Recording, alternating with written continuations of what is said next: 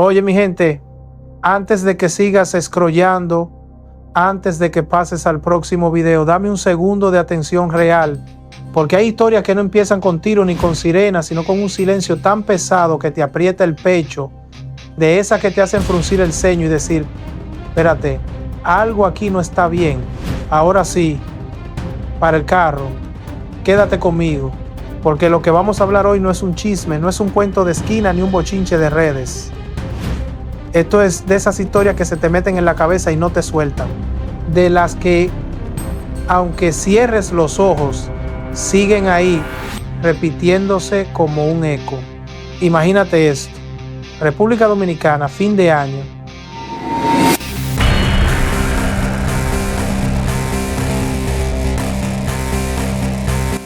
La gente pensando en fuegos artificiales, en abrazos, en empezar de cero. Y mientras todo el mundo mira para el cielo esperando el conteo regresivo, en una comunidad tranquila, de esas donde nunca pasa nada, una niña desaparece. Así, sin ruido, sin testigo, sin explicación. Su nombre, Brianna Henao. Y desde ese momento, mi hermano, todo se fue cuesta abajo.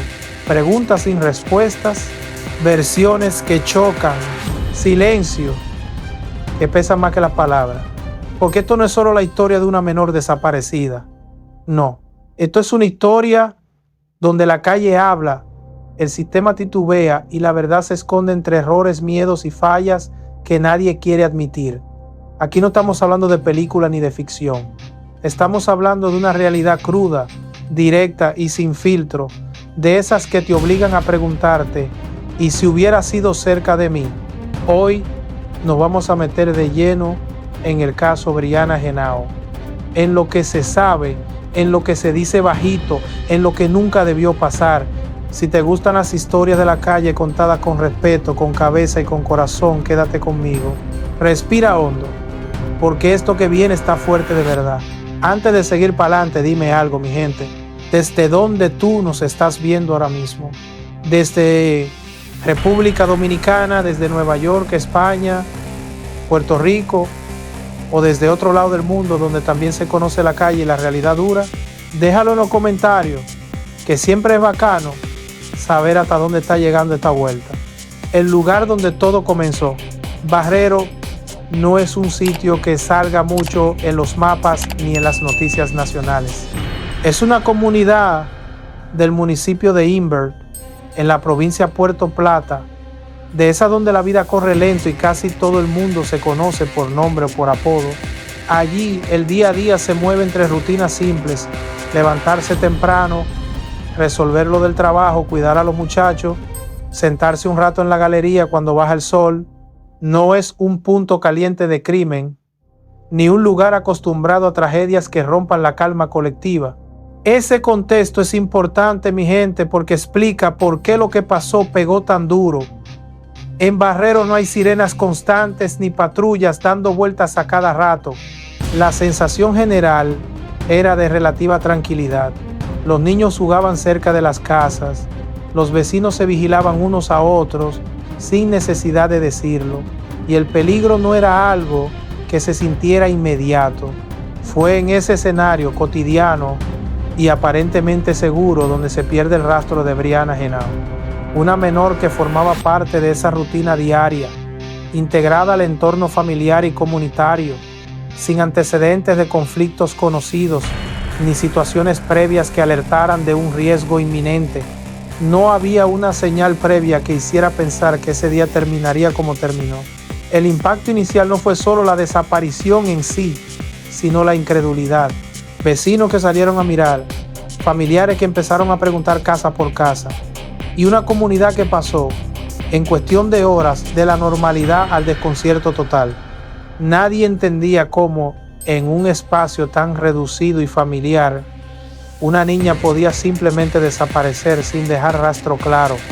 Desde ese primer momento el caso dejó de ser solo un asunto privado. Barrero entero quedó marcado por una pregunta que todavía hoy no tiene respuesta definitiva. ¿Cómo algo así pudo pasar aquí, precisamente aquí? El momento en que todo se detiene, la desaparición de Brianna ocurre en cuestión de horas. sin una secuencia clara que permita reconstruir con exactitud qué pasó entre un momento y otro. No hubo un evento puntual que marcara un antes y después inmediato. Lo que hubo fue una ausencia. Un vacío que primero se sintió pequeño y luego se volvió imposible de ignorar. En un inicio la situación se manejó como algo que podía tener una explicación sencilla. En comunidades como Barrero no es extraño que un menor se mueva entre casas de familiares o vecinos cercanos. Por eso los primeros minutos estuvieron marcados más por la confusión que por el pánico. Se preguntó, se buscó alrededor, se asumió por un instante que la niña aparecería, pero el tiempo empezó a correr y Brianna no aparecía. Ahí es donde la tensión cambia de nivel. Las personas que estaban cerca comienzan a darse cuenta de que ya no se trata de un simple descuido. La búsqueda se amplía, se revisan los alrededores inmediatos y el ambiente se transforma. Ya no es solo preocupación, es miedo. Un miedo silencioso, de esos que no hacen escándalo, pero se sienten en el pecho. No hubo señales claras que explicaran la desaparición en ese momento inicial. No se reportaron testigos directos ni situaciones evidentes que permitieran entender qué había ocurrido. Y eso, lejos de tranquilizar, empeoró todo. Porque cuando no hay pistas, la mente empieza a llenar los espacios en blanco de búsqueda comunitaria a caso oficial. A medida que pasaron las horas y la niña no aparecía, la situación dejó de ser un asunto manejado solo por la comunidad y la familia. El caso comenzó a tomar carácter oficial. Se activaron los mecanismos correspondientes para reportar la desaparición y dar inicio a una búsqueda más amplia, ya con intervención de las autoridades.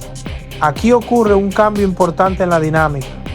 La búsqueda ya no es solo emocional, sino estructurada. Se organizan recorridos, se delimitan zonas, se empieza a documentar lo que se sabe y, más importante todavía, lo que no se sabe. Cada dato, por pequeño que parezca, pasa a tener peso. Sin embargo, y esto es clave, desde esta etapa temprana, la investigación se enfrenta a una dificultad central: la falta de información concreta. No había una línea clara que seguir, no existía un relato sólido de los hechos. Todo se movía en el terreno de las suposiciones prudentes y las preguntas abiertas. En paralelo, la comunidad empieza a sentir el peso de la exposición. Lo que antes era un espacio íntimo se convierte en un punto de atención. Llegan personas externas, se hacen preguntas, se observa, se comenta. Barrero deja de ser solo un lugar tranquilo y pasa a ser el escenario de una desaparición que nadie logra explicar. Y aquí se siembra la semilla de lo que vendrá después: la desconfianza. No una desconfianza dirigida a una persona específica, sino al vacío, a la sensación de que pese a los esfuerzos, el caso avanzaba sin avanzar, de que el tiempo seguía pasando y Brianna seguía sin aparecer. Desde este punto, el caso ya no tiene vuelta atrás. Lo que comenzó como una ausencia inexplicable se transforma en una herida abierta, tanto para la familia como para toda una comunidad que todavía intenta entender cómo algo así pudo suceder. Cuando la investigación apunta hacia adentro, a medida que la búsqueda avanzaba sin resultados concretos, la investigación comenzó a mirar hacia el círculo más cercano de la menor. Esto no fue una decisión arbitraria ni algo fuera de lo común. Según lo establecido en casos de desaparición infantil, los primeros enfoques suelen dirigirse al entorno inmediato, familiares, personas que convivían o que tenían contacto frecuente con la niña. Ese giro marcó un antes y un después en la forma en que se percibía el caso. Ya no se trataba solo de encontrar a Brianna, sino de entender qué pudo haber ocurrido en las horas previas a su desaparición. Las autoridades se realizaron entrevistas, levantaron testimonios y retuvieron de manera temporal a personas del entorno familiar con fines estrictamente investigativos. Es importante decirlo claro y sin adornos. Estas retenciones no equivalían a una acusación formal. La información proporcionada por medios oficiales señala que no se presentaron cargos en ese momento, y que las personas involucradas recuperaron su libertad conforme a los plazos que establece la ley. No hubo imputaciones oficiales ni decisiones judiciales que determinaran responsabilidad penal. Sin embargo, en la calle la percepción fue otra. Para mucha gente, el simple hecho de que se investigara a familiares cercanos fue suficiente para generar sospecha, incomodidad y juicio social. En comunidades pequeñas donde todo se sabe y todo se comenta, ese tipo de señalamientos, aunque sean preliminares, pesan fuerte. Este proceso impactó no solo a la familia directa, sino al ambiente completo de Barrero, donde la tensión empezó a sentirse en cada conversación. Aquí comienza una fractura silenciosa. La distancia entre lo que legalmente está ocurriendo y lo que emocionalmente la comunidad interpreta. El país entero opina, pero la verdad sigue lejos. Con el paso de los días, el caso dejó de ser un asunto local y pasó a ocupar espacio en medios de comunicación y plataformas digitales. La cobertura creció rápidamente, impulsada por la gravedad del hecho y por la ausencia de respuestas claras. Programas de opinión, redes sociales y comentarios públicos comenzaron a amplificar el caso. Cada nuevo detalle o la falta de ellos alimentaba la conversación, pero esa visibilidad trajo consigo un problema serio: la mezcla constante entre información confirmada y especulación. Muchas de las versiones que circularon no provenían de fuentes oficiales ni de avances comprobados de la investigación. Aún así, esas narrativas ganaron fuerza en el imaginario colectivo, creando presión tanto sobre las autoridades como sobre la familia. Desde fuera parecía que todo el mundo tenía una teoría. Desde dentro, la investigación seguía sin una pieza clave que permitiera cerrar el rompecabezas. Este choque entre la prisa pública y el ritmo real de los procesos legales generó frustración. La sensación general era que el caso estaba estancado, aunque oficialmente se mantenía abierto. Y cuando eso pasa, cuando la espera se alarga y el silencio se vuelve costumbre, la confianza empieza a erosionarse. No porque no haya dolor, sino porque no hay respuestas. Y así, mientras el país debatía, opinaba y señalaba, la realidad seguía siendo la misma. Brianna no aparecía y la verdad continuaba fuera de alcance. Los hallazgos, que abren más preguntas, con el paso de los días, la investigación entra en una etapa más delicada. Durante los operativos de búsqueda se reporta el hallazgo de una pieza de tela blanca en las proximidades del área donde Brianna fue vista por última vez. No se trató de un descubrimiento casual ni aislado. La zona ya había sido intervenida previamente como parte de los recorridos de rastreo. Este hallazgo marcó un punto de inflexión, no porque resolviera el caso, sino porque añadió una nueva capa de incertidumbre. La tela fue asegurada siguiendo el protocolo correspondiente y enviada al Instituto Nacional de Ciencias Forenses para su análisis. A partir de ahí, el proceso pasó a depender menos de la búsqueda física y más del tiempo técnico que requieren las evaluaciones forenses. No se comunicaron resultados concluyentes de inmediato. No se estableció públicamente a quién pertenecía la tela ni si estaba directamente vinculada con la desaparición. Ese silencio técnico, necesario desde el punto de vista legal, fue interpretado de muchas maneras fuera del expediente. En la comunidad, el ambiente se volvió más pesado. Cada nuevo operativo, cada cinta amarilla, cada presencia oficial reforzaba la sensación de que el caso se estaba moviendo en terreno incierto. No había una confirmación que cerrara una línea clara, pero tampoco se podía descartar nada. Y cuando una investigación se mueve en ese limbo, el desgaste emocional es inevitable. Aquí el caso entra en una fase donde las pruebas existen, pero no hablan todavía. Y eso, mi gente, es una de las partes más difíciles de cualquier proceso de este tipo. Llegado a este punto, quiero escucharte a ti. Si conoces alguna anécdota real, si viviste algo parecido, o si esta historia te recordó situaciones que pasan en muchos barrios, cuéntalo ahí abajo. Aquí se habla con respeto, porque muchas veces la experiencia de la gente vale más que cualquier expediente. Cuando el caso traspasa frontera, ante la complejidad del escenario y la presión creciente, las autoridades decidieron ampliar el alcance de la investigación. Se confirmó la integración de apoyo internacional a través de agencias de los Estados Unidos, incluyendo unidades especializadas que aportaron recursos técnicos a la búsqueda. Este paso no fue simbólico. Representó el reconocimiento de que el caso requería capacidades adicionales, tecnología, experiencia en rastreo avanzado y apoyo en análisis que no siempre están disponibles a nivel local. Se incorporaron herramientas como unidades caninas entrenadas y equipos aéreos no tripulados para reforzar los operativos en la zona. La entrada de este apoyo elevó el perfil del caso a un nivel distinto.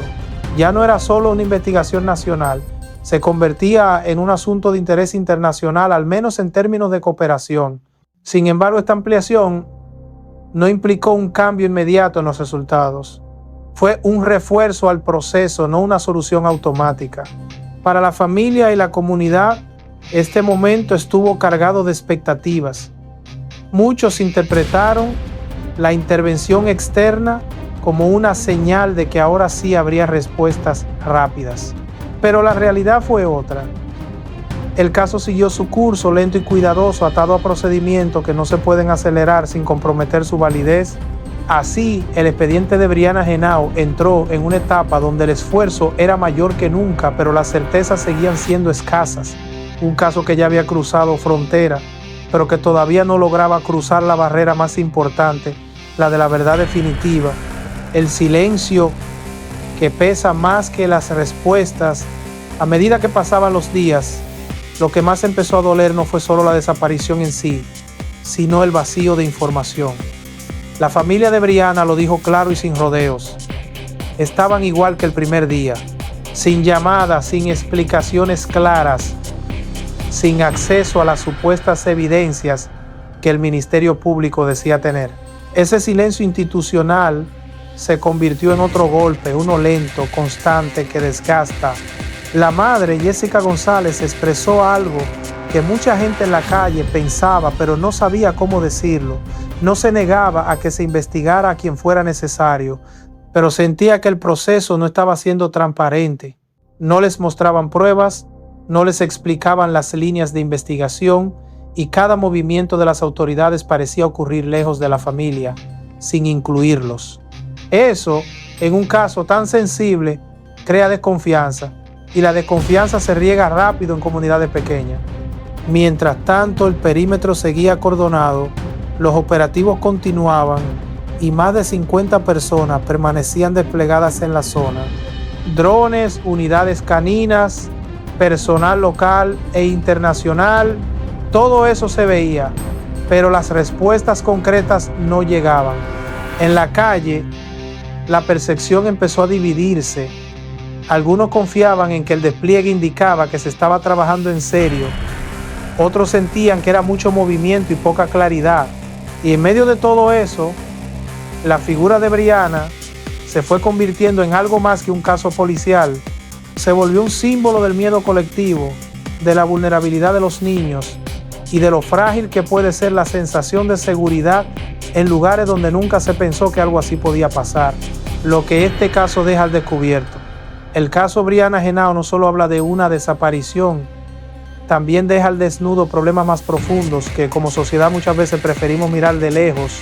Uno de ellos es cómo se manejan las investigaciones cuando no hay evidencia concluyente inmediata. La propia explicación de expertos legales dejó claro que sin pruebas corroborables, el sistema está obligado a soltar personas, aunque la indignación pública sea enorme. Eso choca de frente con lo que la gente espera. Respuestas rápidas, culpables claros, justicia inmediata. Pero la realidad es otra. Confesiones que no pueden sostenerse solas, escenas posiblemente contaminadas, denuncias de maltrato durante interrogatorios. Todo eso debilita un proceso que desde fuera parecía avanzar. Y cuando un caso se debilita, no solo falla la justicia, falla la confianza en el sistema. También queda en evidencia la falta de protocolos sólidos para proteger escenas, familias y comunidades. La presencia masiva de medios, creadores de contenido y curiosos alrededor de un lugar tan delicado no ayuda a esclarecer nada. Al contrario, añade presión, ruido y versiones que muchas veces no se pueden sostener con hechos. Al final, lo que queda es una pregunta incómoda pero necesaria. ¿Estamos preparados como país y como sistema para manejar casos de esta magnitud sin que se pierdan en el camino? Una historia que no se puede olvidar. El nombre de Brianna Henao ya quedó marcado en la memoria colectiva, no como un titular más, sino como un recordatorio doloroso de lo que puede pasar cuando la prevención falla, cuando la investigación tropieza y cuando la verdad tarda demasiado en salir a la luz. Este no es un relato para señalar sin pruebas ni para alimentar el morbo. Es una historia que exige respeto, paciencia y responsabilidad. Respeto por una niña y su familia. Paciencia para que las investigaciones sigan su curso sin contaminarse. Y responsabilidad tanto de las autoridades como de nosotros como sociedad para no repetir errores que ya han costado demasiado. Si algo deja claro este caso es que hay preguntas que todavía esperan respuestas. Y mientras eso siga así, la historia de Brianna no se cierra. Se queda ahí pesando, recordándonos que la justicia no siempre llega rápido, pero que la memoria sí tiene que permanecer viva. Déjame saber en los comentarios qué reflexión te deja este caso y qué temas crees que debemos seguir tocando. Aquí seguimos contando historias reales, con respeto y sin filtros innecesarios.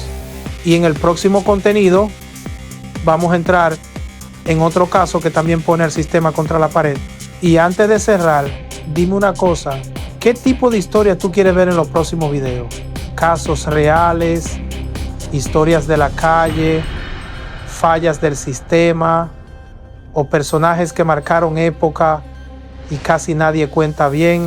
Si te gusta mi contenido, suscríbete y sigue el canal, que aquí vamos a seguir contando historias reales, sin maquillaje, con respeto y con contexto. Nos vemos la próxima, que Dios te bendiga.